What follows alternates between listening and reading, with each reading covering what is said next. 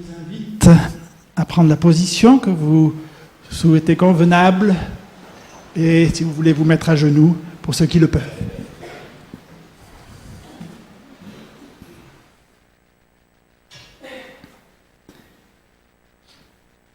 Seigneur notre Dieu, tu nous offres ton infaillible amour.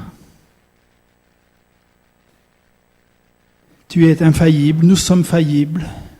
Tu es fidèle, nous sommes infidèles. Et tu nous acceptes par le sang de Jésus. Et nous sommes là devant toi, reconnaissants. Reconnaissants de pouvoir nous tenir debout parce que tu nous as relevés. Seigneur, je te demande de bénir particulièrement chaque personne présente parmi nous ce matin.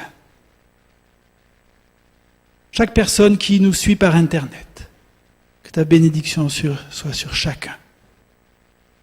Nous pensons aussi à ceux qui ne peuvent pas être avec nous. Par la maladie, par le découragement. Sois aussi auprès d'eux. Que nos cœurs soient ouverts pour savoir accueillir et pour savoir donner ce que tu nous as transmis. Seigneur, je te prie pour notre communauté environnante, pour notre commune, pour les communes alentours. Que nous ayons la même préoccupation que tu as pour nos voisins. Seigneur, donne-nous de savoir vivre de toi, vivre de ta parole. Seigneur, nous sommes reconnaissants parce que, au cours de la semaine, tu as montré que tu étais là et que cela puisse nous encourager pour continuer la route. C'est par le nom de Jésus que nous te prions ce matin. Amen.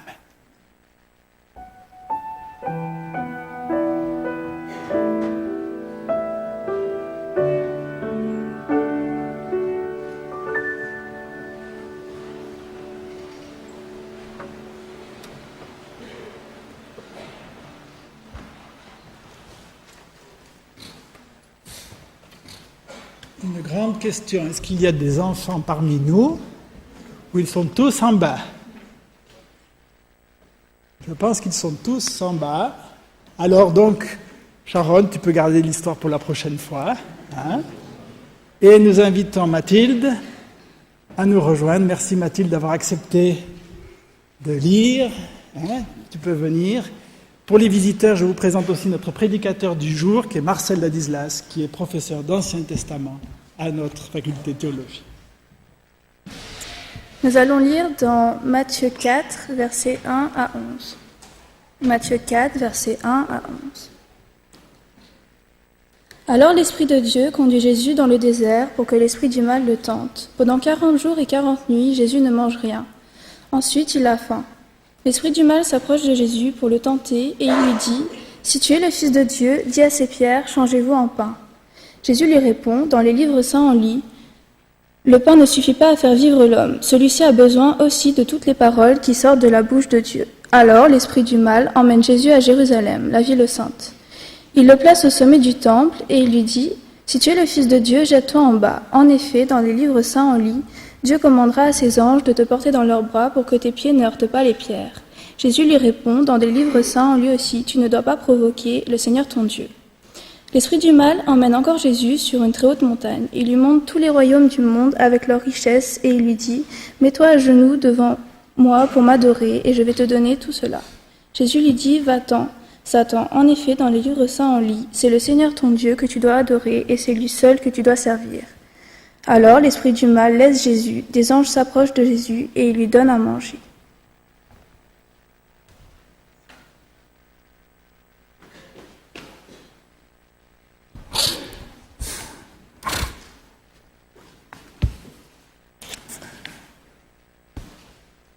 Bon sabbat à tous.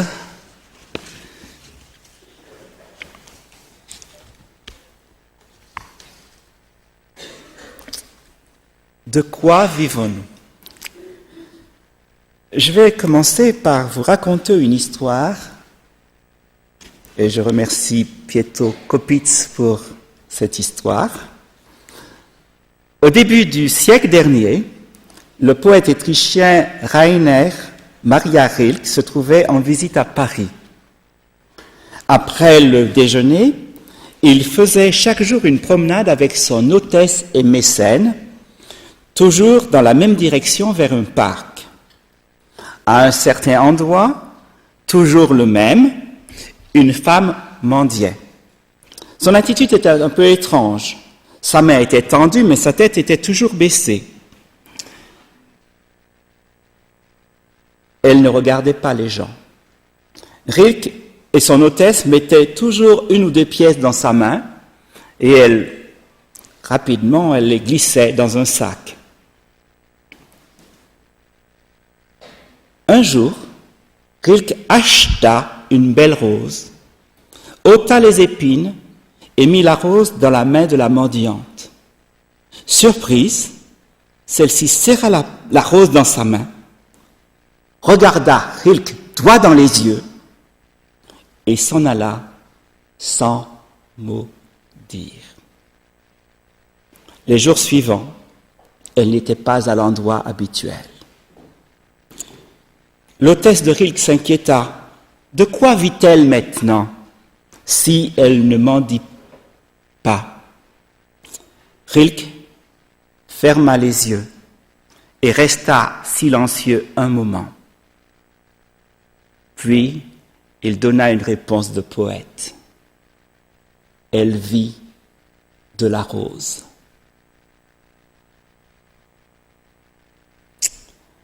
Peut-être que cette femme n'avait jamais reçu de rose dans sa vie.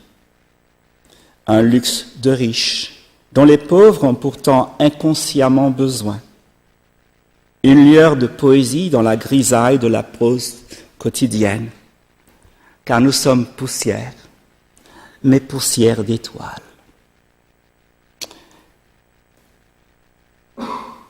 Les gens, et on l'oublie souvent parfois dans nos actions humanitaires,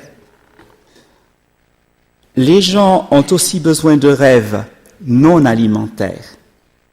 Ils ont faim d'une rose. Cette femme retourna probablement à son poste pour vivre d'aumône, mais d'aumône à l'inoubliable parfum de rose. La mendiante vivait de la rose.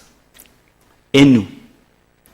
C'est une question simple, mais avec des prolongements insoupçonnés. Une question qui peut déranger si on creuse un peu.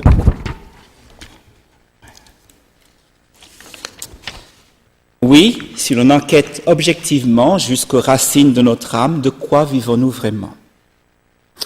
Alors, à un niveau élémentaire, tout simple, bien sûr, nous vivons de notre travail, de nos revenus, ainsi que de notre nourriture, probablement végétarienne, ou sinon pour certains végétalienne. Il y a, dit Ellen White dans Témoignages pour l'Église, volume 1, page 215, il y a dans une miche de bon pain plus de religion que beaucoup ne pensent. La tradition juive dit en kemar, en Torah. Pas de farine, pas de Torah. Une manière de dire ce que notre proverbe dit, à ventre affamé, point d'oreille. Il est difficile d'écouter quelqu'un vous parler de Bible, de religion, quand vous souffrez de la faim, quand vous avez la faim qui vous tiraille, qui vous tenaille.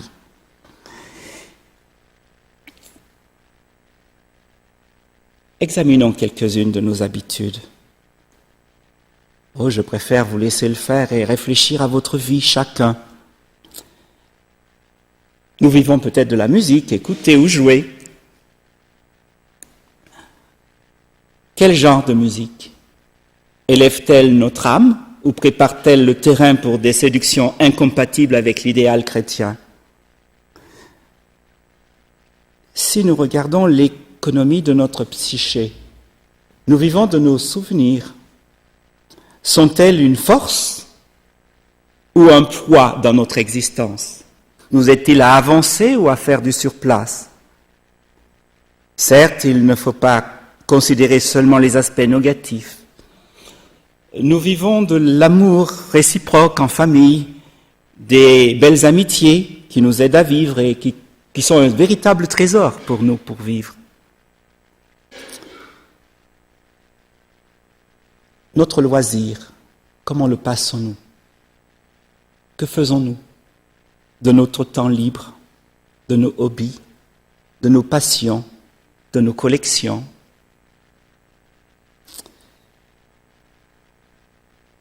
Quelle place a l'ordinateur dans notre vie? Certes, il peut constituer un extraordinaire instrument de communication globale, de recherche, qui sont grandement facilités, y compris dans le domaine spirituel. Mais qu'en reste-t-il du temps qu'on y consacre? S'agit-il toujours d'un outil à notre service? Qui en est le maître? Une question subtile peut être révélatrice. Que faisons-nous de notre temps libre? Les activités de nos loisirs nous permettent de découvrir nos priorités essentielles, réelles. De quoi vivons-nous réellement? Peut-être en partie des programmes de télévision, bien que certains ne soient pas prêts à l'avouer. Combien de temps y consacrons-nous? Comme pour les drogues, c'est le niveau de dépendance qui révèle l'intensité et l'importance de certains éléments de notre vie. Cela vaut peut-être la peine de faire le test de la dépendance. Pour d'autres choses comme les consoles de jeux, le portable ou le Natel pour nos amis suisses, un tel test peut nous révéler si nous en sommes esclaves ou non, si nous éprouvons un état de manque. De quoi sommes-nous dépendants? Qu'est-ce qui provoque en nous un sentiment de manque? Vivons-nous de nos lectures?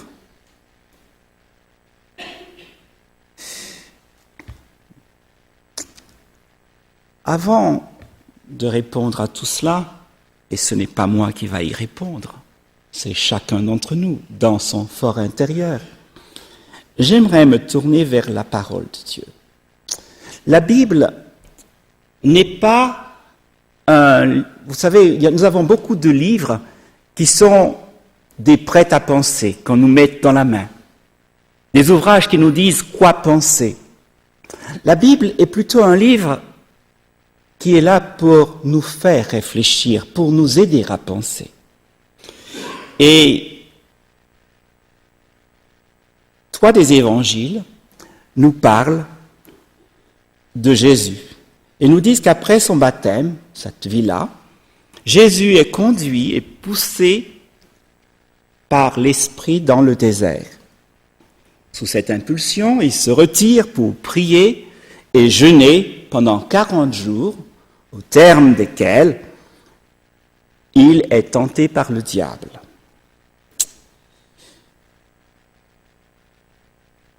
Jésus est d'abord et avant tout un homme de prière. Je suis en train de lire 2 ouvrages sur 2 biographies sur la vie de Jésus. Elles sont récentes. Il y en a un fait par un académicien. J'ai oublié son nom. C'est pas important, mais commentant le texte de la tentation, il dit si un Jésus qui ne prie pas n'est pas un Jésus crédible. Et l'essentiel du texte qui nous est présenté, c'est pour nous dire que Jésus est un homme de prière. C'est un trait fondamental de sa vie, la prière. Il vit de prière, il vit d'un cœur à cœur continu, constant avec son Père. Il vit d'intimité filiale avec Dieu. Comme tout juif pieux, il a certainement récité 3 fois par jour le schéma Israël. Vous savez, écoute, Israël, l'Éternel, notre Dieu, est le seul Éternel. Tu aimeras l'Éternel, ton Dieu, de tout ton cœur, de toute ton âme et de toute ta force. Et là, 40 jours en prière. Comme Moïse, à 2 reprises, Moïse va passer une 40aine de jours dans le jeûne et la prière près de Dieu, en contact avec Dieu, sur l'Horeb. Élie fera de même. 1 Roi, chapitre 19, le verset 8. Jésus, dans le silence du désert. à l'écoute de la parole de Dieu, pour méditer cette parole et pour prier avec son Père. Jésus vit de prière, il vit de méditation de la parole. Il vit du lien avec son Père. Première tentation, Matthieu 4, versets 3 à 4. Le tentateur s'approcha et lui dit, « Si tu es le Fils de Dieu, ordonne que ces pierres deviennent des pains. » Jésus répondit, « Il est écrit, l'homme ne vivra pas de pain seulement, mais de toute parole qui sort de la bouche de Dieu. »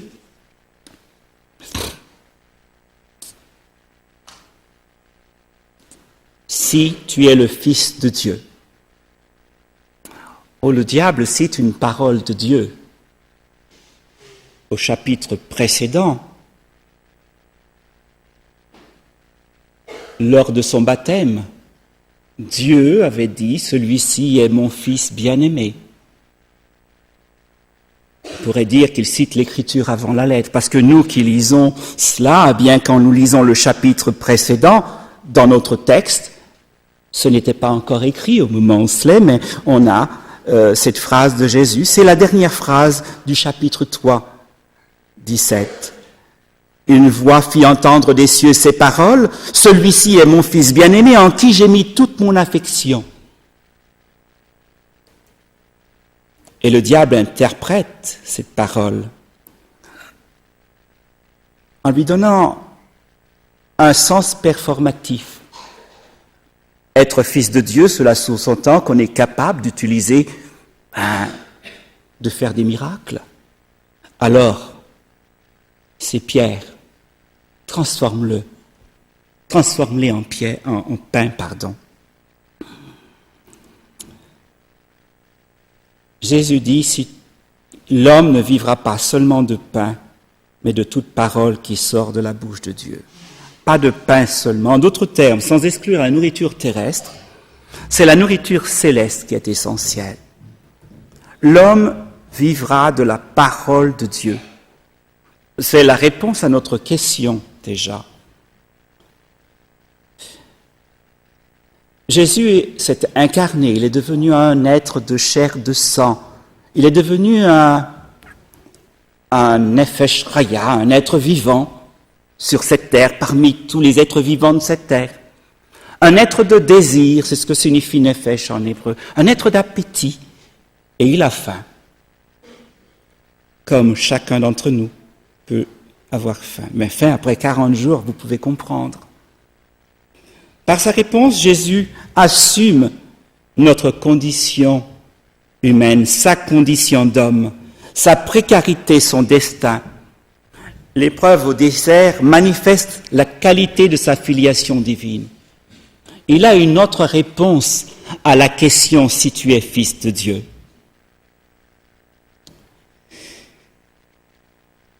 Jésus est tout imprégné de la parole. Et c'est dans la parole qu'il puise sa réponse.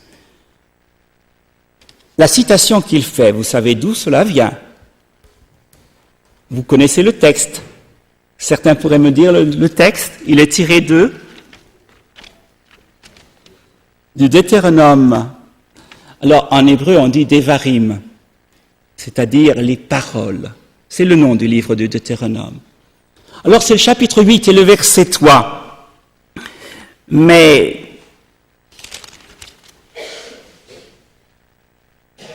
j'aimerais juste lire les versets 2 et 3.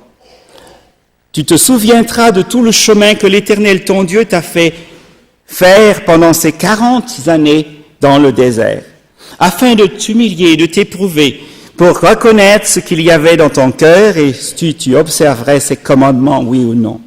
Il t'a humilié, il t'a fait souffrir de la faim et il t'a nourri de la manne que tu ne connaissais pas et que n'avaient pas connu tes pères, afin de t'apprendre, et voici le verset cité, que l'homme ne vit pas de pain seulement, mais que l'homme vit de tout ce qui sort de la bouche de Dieu. La version grecque a ajouté la parole. L'homme vit de tout ce qui sort de la bouche de Dieu. Ce texte de Deutéronome chapitre 8 est tiré d'un ensemble plus large qui est la péricope que l'on lit dans la semaine. Cette péricope commence au chapitre 7, le verset 12, avec ces phrases « Si vous écoutez ces ordonnances » et bien sûr, le cœur de cette péricope qui va jusqu'au chapitre 11, c'est le schéma Israël. Écoute, l'Éternel ton Dieu est un. Cette prière qui est la prière fondamentale dans la tradition juive. Le schéma Israël. Écoute. L'allusion à la manne, ce pain du ciel, n'est pas accidentelle. Pas de pain seulement. Le pain n'est donc pas exclu. Au cœur de la prière modèle, Jésus dit « Donne-nous aujourd'hui notre pain quotidien ». Mais Jésus nous invite à avoir faim de Dieu. Espère en l'Éternel, le psaume 27, verset 12. La vie de l'homme n'est pas déterminée par les contingences de cette vie, mais par la confiance dans la capacité de Dieu à créer des possibles. Tout ce qui sort de la bouche de Dieu. La parole de Dieu est créatrice de possibles.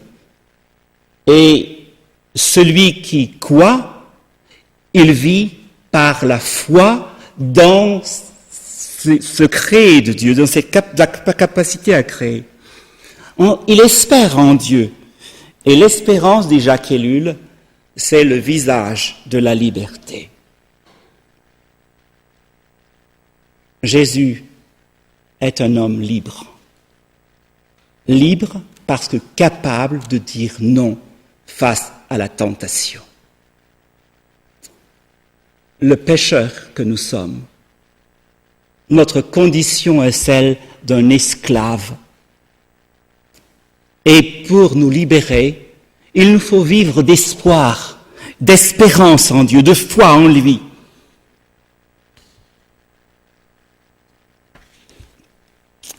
Jean chapitre 6, verset 63, Jésus a dit, c'est l'esprit qui vivifie. La chair ne sert de rien.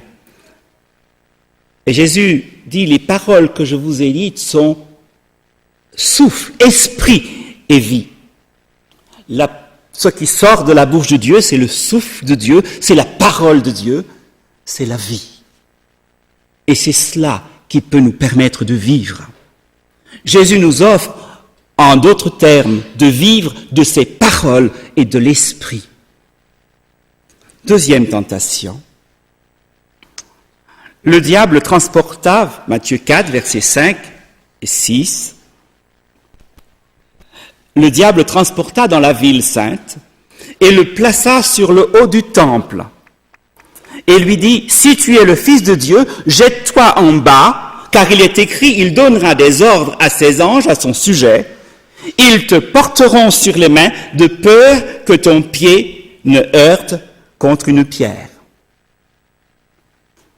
Jésus lui dit, d'autre part, il est écrit, tu ne tenteras pas le Seigneur ton Dieu. Bien, tu veux vivre de la parole de Dieu? Tu veux aller sur un terrain religieux? Bien, c'est vrai. Il l'emmène sur un terrain religieux. Il l'emmène dans le temple. D'abord dans la ville sacrée, dit le texte, la ville sainte. Et sur l'aile du temple, le pinacle du temple. On est dans ce terrain religieux, dans cette sphère sacrée. Et la citation sera empruntée à la liturgie, le 2e psaume du 4e livre, psaume de David, selon la tradition juive. Le psaume 90, en fait, est de David explicitement dans le texte. 91. Voyez comment agit l'ennemi. il avait cité un texte, cette fois-ci encore un texte biblique. Il cite donc les Écritures. Mais à chaque fois, c'est pour ajouter quelque chose qui en détourne le sens. Être fils de Dieu, c'est avoir Dieu à ses côtés, qui évite que nous chancelons, qui envoie ses anges quand nous sommes en difficulté. Ce serait pour le diable avoir des actes de magie, de puissance, pour vivre sa filiation. Si vraiment tu es fils de Dieu, alors voilà, tu fais ces choses-là. Et il lui dit ce verset biblique que vous connaissez. Un verset que Alter appelle un psaume qu'Alter appelle le psaume amulette.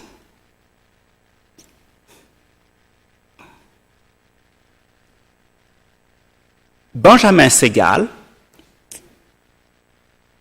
je viens d'acquérir cet ouvrage, un New Psalm, et il fait un commentaire des psaumes. Et il dit qu'il s'agit d'un psaume anti-amulette. Pourtant, voyez, quand le diable prend un texte ou quand l'ennemi prend un texte,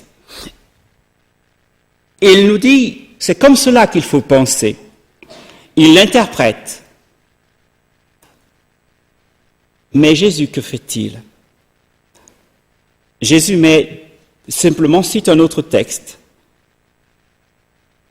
Un texte qui peut apparaître contradictoire dans le sens. Il n'impose pas un sens. Il crée un espace où l'on est amené à réfléchir. Il n'impose pas à l'autre un sens au texte. Il lui laisse la liberté, celle de réfléchir, et la responsabilité de prendre position. Le diable lui ferme la compréhension de la Bible en remplissant, par son interprétation, l'espace qu'ouvre la citation biblique. Jésus ouvre un espace de réflexion et de débat en mettant en vis-à-vis deux citations bibliques et en ajoutant quasiment rien. Ce que je suis en train de dire, c'est que Jésus connaissait la parole de Dieu. Et que vous savez, souvent, on se dit, bon, je vais vivre de la parole de Dieu. Je veux être religieux.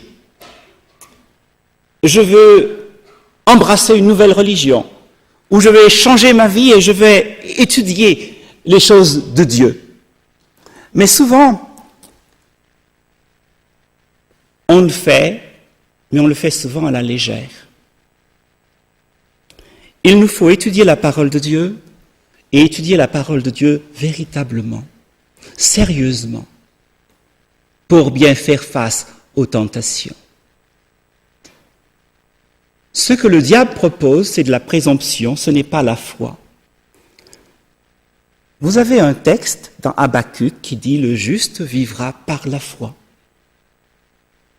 Le vivre vivra par sa foi. Et la foi vient de ce qu'on entend, et ce qu'on entend vient de la parole, parole du Christ, parole de Dieu. Parole de Dieu bien comprise. Il ne faut pas simplement lire la parole, ou bien simplement lire des ouvrages religieux et se dire, bon voilà, vous devez simplement dépendre de la lecture qu'on aura fait d'autres pour moi. Est-ce que je vis simplement, par exemple, de ce que l'Église met à ma disposition comme lecture pour interpréter la parole de Dieu? Ou bien est-ce que j'étudie la parole de Dieu sans pour autant négliger ce que les autres lectures, la revue adventiste ou les autres? Ou simplement la lecture du texte? Est-ce que vraiment, par exemple, la lecture de l'école du sabbat, est-ce que vraiment j'étudie pour moi-même ce que le texte biblique veut dire?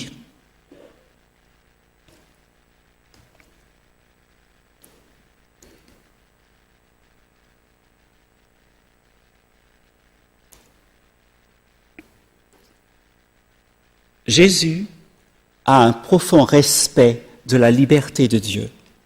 Un peu comme ces trois Hébreux dans la fournaise. Voici notre Dieu que nous servons peut nous délivrer de la fournaise ardente, mais Il nous délivrera, c'est vrai, mais s'il ne le fait pas, sinon, bon, c'est pas grave. Voyez, il croit en l'omnipotence de Dieu, je pourrais dire l'omnicompétence de Dieu. Dieu est capable de tout, oui. On peut avoir la foi que Dieu puisse agir pour nous, avoir cette intuition que Dieu est à nos côtés. Mais il faut apprendre à respecter sa liberté et ne pas offrir à Dieu des dictats. Voyez, le diable nous dit, agis. Ne veux-tu pas prier en être en plein flagrant délit de foi,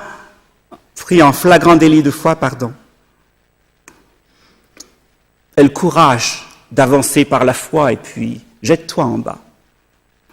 La Bible dit, comment lisons-nous la Bible? De quoi vivons-nous?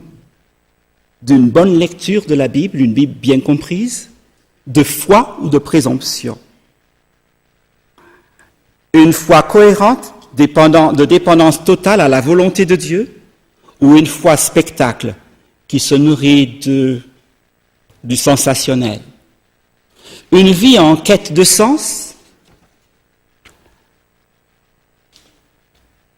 Vivre de foi, c'est ne pas soumettre Dieu à l'épreuve du texte-prétexte, d'une religion de l'oraculaire, à l'aune de notre foi, de notre compréhension. Je crois, Seigneur, viens au secours de mon incrédulité.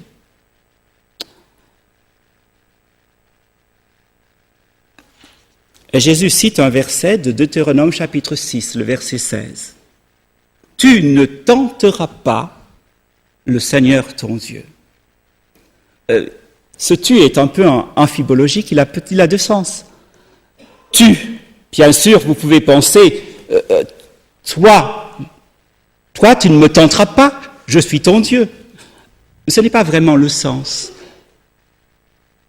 Jésus le lit dans la même situation que nous pourrions le lire. Je, le tu ici, c'est le tu du lecteur. C'est le tu du lecteur assidu de la Bible qu'est Jésus. Je ne tenterai pas, mon Seigneur, mon Dieu. J'ai trop de respect pour lui.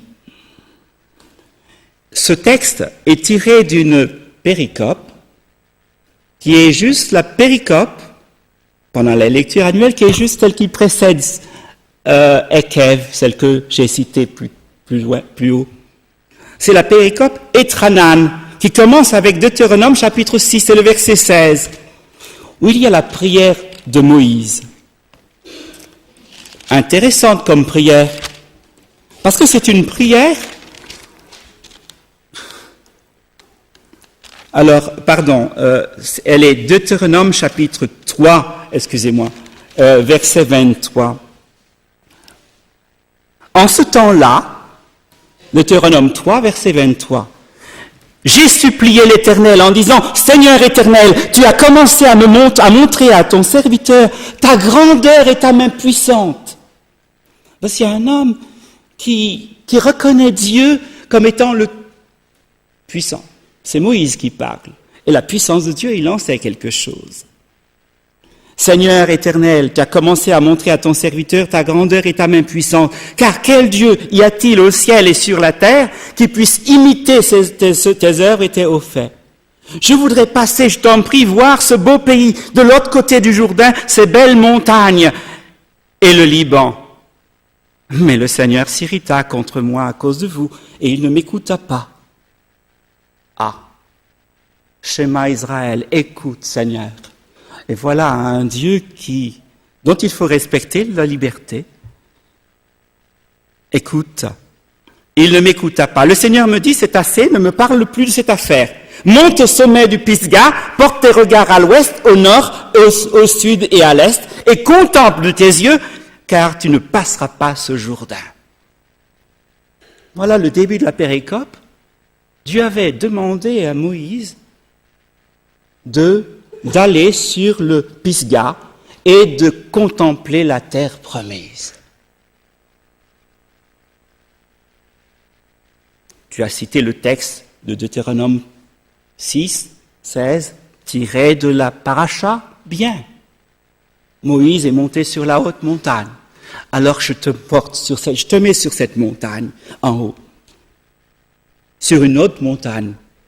C'est peut-être pas la même, c'est pas grave. Le diable, Matthieu 4, 8 à 11, le diable transporta, encore sur une montagne très élevée, lui monta tous les royaumes du monde et leur gloire, et il lui dit, je te donnerai toutes ces choses si tu te prosternes et m'adores. Jésus lui dit,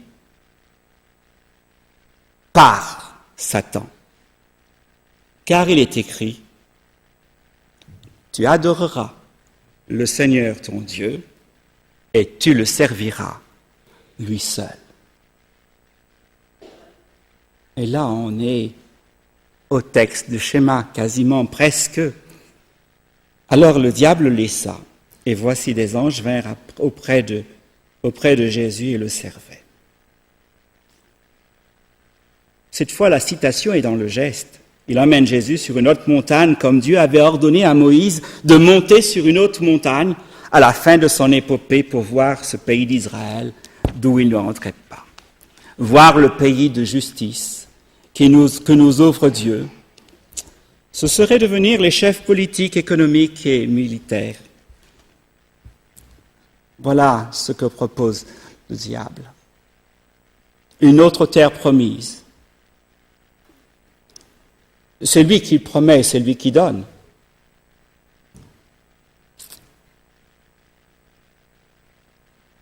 Écoute Israël, l'Éternel ton Dieu est le seul Éternel.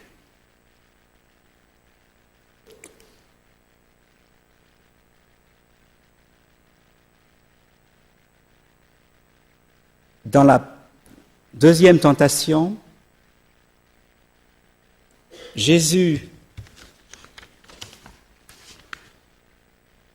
s'est montré un homme de foi, qui connaît véritablement un homme de foi. Et la foi est le fondement de la sainteté. La foi est le fondement de la sainteté. C'est la foi qui justifie, c'est la foi qui sanctifie. Le diable a voulu l'emmener sur un terrain, sur le temple, et Jésus a répondu par une parole de foi, par la parole de Dieu bien comprise et bien entendue, bien comprise et bien sentie. Ici, Jésus répond en montrant que sa seule allégeance, c'est Dieu. L'amour est ce qui le dirige. Parce qu'accepter ce monde et cette vision que le diable lui propose, accepter le projet du diable, n'est pas concevable pour Dieu, pour Jésus, pardon.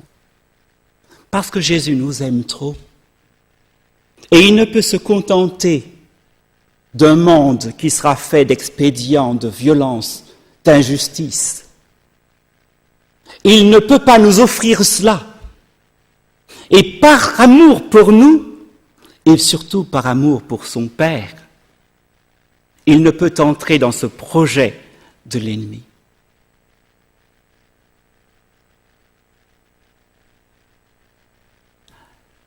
L'amour est le fondement de l'éthique de la relation. D'abord, amour pour Dieu. Parce que si vous aimez Dieu, vous allez partager ses projets, sa vision du monde, sa vision qu'il nous propose. Jésus, au début de son ministère, il sait qu'il a une mission, sauver ce monde. Car Dieu a tant aimé le monde qu'il a donné son Fils unique. L'amour est son seul cap, son seul objectif, aimer. L'amour, je disais, est le fondement de l'éthique de relation. Vous, de quoi vous vivez-vous? Quelle est votre vision qui vous motive et qui vous fait marcher?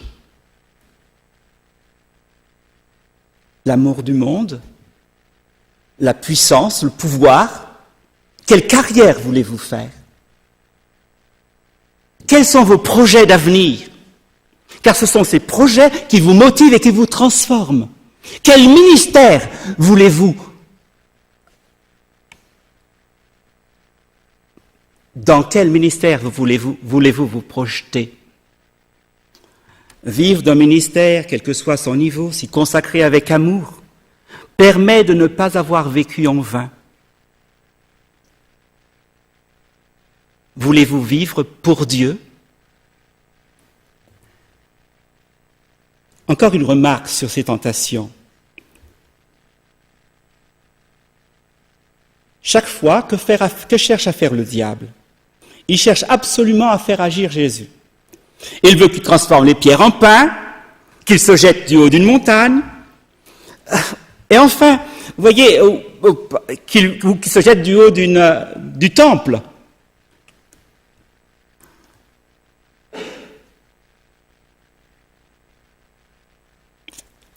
Qu'il se prosterne et qu'il l'adore. Ça passe par une action, qu'il se mette à genoux pour adorer. Est-ce si étonnant après l'action du diable sur la parole, comment il transforme la parole, il nous pousse à l'action comme cela?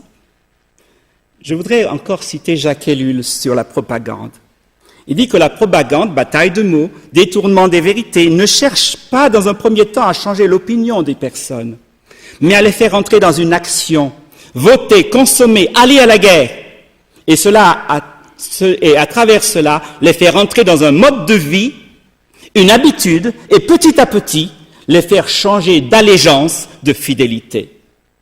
N'est-ce pas ce qu'essaie à faire le diable là?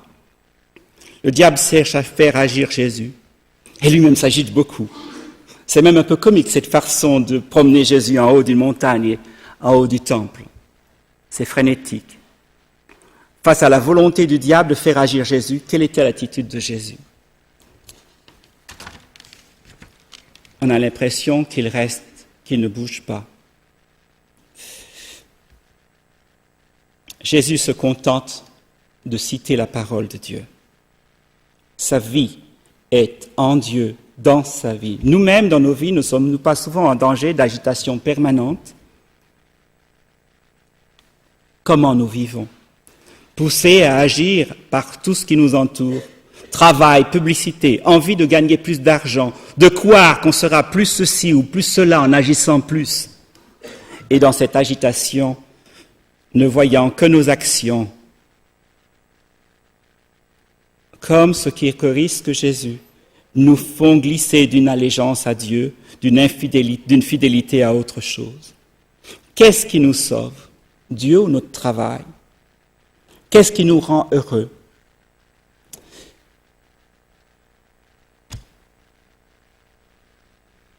Pour terminer, j'aimerais juste te dire, de quoi vivons-nous? Jésus dit, on ne vit pas de pain, mais de toute parole qui sort de la bouche de Dieu. La parole de Dieu est le fondement de notre liberté. Dans la deuxième tentation, le juste vit par la foi. Jésus dit non à la présomption. Soyons des hommes simplement fidèles. Il ne s'agit pas d'être pris en flagrant délit de foi parce qu'on est plus priant que les autres ou qu'on fait... Non, c'est pas la manière de vivre sa foi. Une foi se vit dans la relation avec Dieu, simplement, tout simplement. Et dans la troisième tentation, le Christ dit simplement ceci: tu aimeras Dieu de tout ton cœur, de toute ton âme et de toute ta force. De quoi vis-tu? J'aimerais changer la question en pour qui vis-tu? Pour qui vis-tu? Vivre pour Dieu, c'est vivre pour le prochain, vivre pour l'autre. Et aux jeunes qui pensent à un ministère peut-être de vie, qui pensent une orientation de vie, je voudrais placer l'exemple de Jésus au début de son ministère. Il y a beaucoup de jeunes ici qui se préparent pour être pasteurs. Réfléchissez à cela. Vous aurez un ministère riche, un ministère d'amour pour les autres. Si vous aimez Dieu de tout votre cœur, de toute votre âme et de tout votre cœur. Et je vous demande simplement aux autres jeunes qui sont dans cette salle, pensez peut-être, comme Jésus, à vivre une vie de ministère. Et à chacun d'entre nous, il ne suffit pas simplement d'être pasteur, on peut vivre un ministère de différentes manières. Mais il faut simplement vivre pour Dieu. L'amour actuel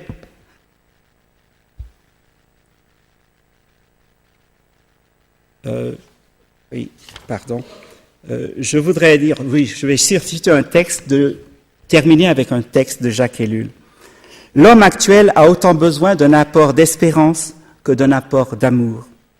Il a besoin de vivre avec des hommes qui vivent dans l'espérance, car cette espérance nous modifie nous-mêmes. Quelle est votre vision?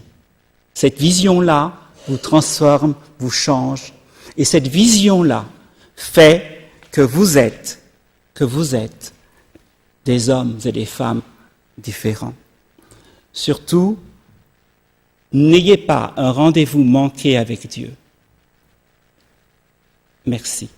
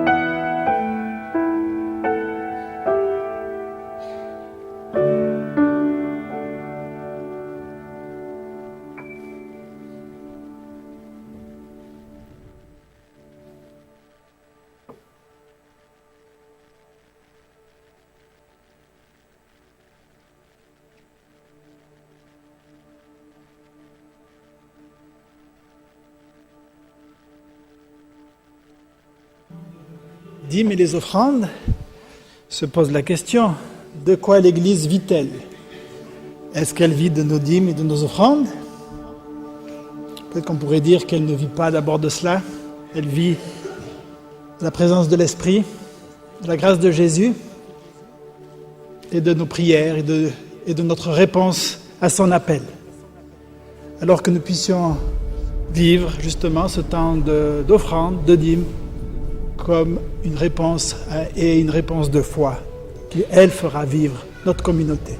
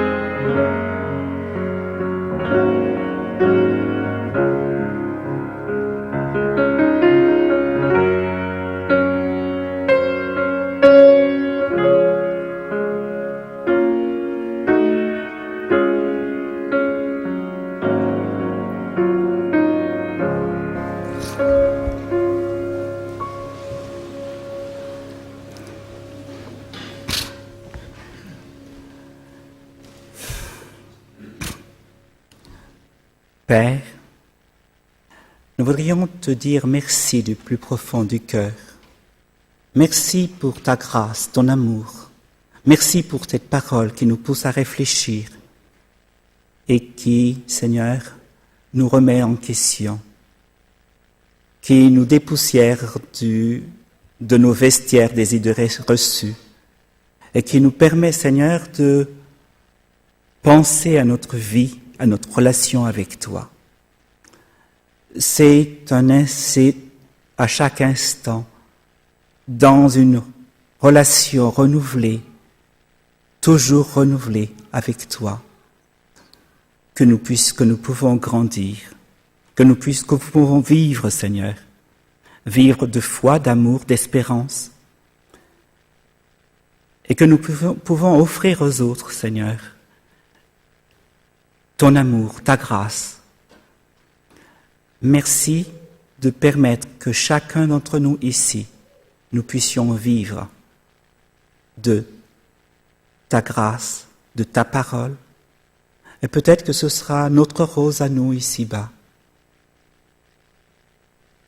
Permets que nous puissions être capables d'offrir à ceux qui nous entourent et qui ont peut-être besoin de roses, de tendresse, d'amour vrai, authentique, que nous puissions être capables de leur offrir ce que tu nous as offert, ton amour, ta tendresse. Au nom de Jésus, nous t'en prions. Amen.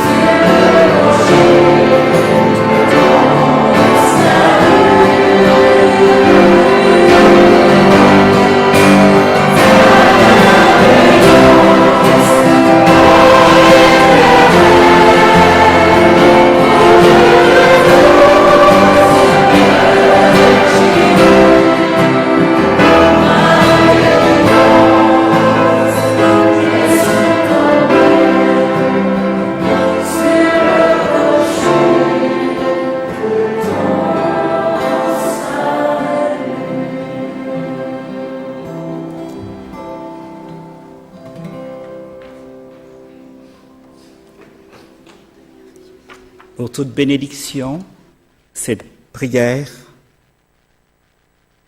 qui donne à Jésus son identité et fait de lui Israël, Dieu vainqueur. Et fait de nous Israël, Dieu vainqueur. Écoute Israël, l'Éternel notre Dieu, l'Éternel est un. Tu aimeras l'Éternel ton Dieu de tout ton cœur, de toute ton âme et de toute ta force. Et ces paroles que je te donne aujourd'hui seront dans ton cœur. Tu les inculqueras à tes fils et tu en parleras quand tu seras dans ta maison, quand tu iras en voyage, quand tu te coucheras et quand tu te lèveras. Tu le liras comme un signe sur ta main et elles seront comme des frontaux entre tes yeux. Amen.